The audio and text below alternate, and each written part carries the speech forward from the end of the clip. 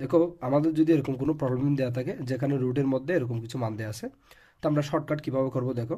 তো আমরা এখানে রুটের মধ্যে কতগুলো সেভেন আছে দেখো তো, √7 √7 √7 √7 চারটা আছে না, তো আমরা চারটা দুই গুণ করবো।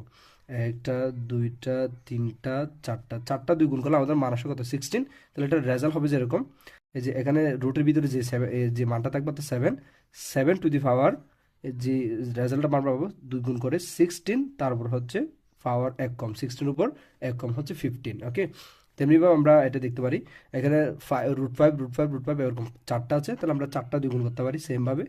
চারটা দুই যদি আমরা গুণ করি তাহলে আমাদের মান আসে কত, 16। তাহলে এটা রেজাল্ট হবে যে 5 টু দি পাওয়ার 16, তার উপর এক কম 15। ঠিক আছে, সেমভাবে এটা যদি আমরা খেয়াল করি, এখানে √13, একটা, দুইটা, তিনটা 13 আছে, √13। তাহলে আমরা একটা দুই, দুটা দুই, তিনটা দুই গুণ করতে পারি, তিনটা দুই গুণ করলে আমাদের মান হয় যে 8। তাহলে এটার রেজাল্ট হবে যে এরকম, 13 টু দি পাওয়ার 8, তারপর এক কম 7।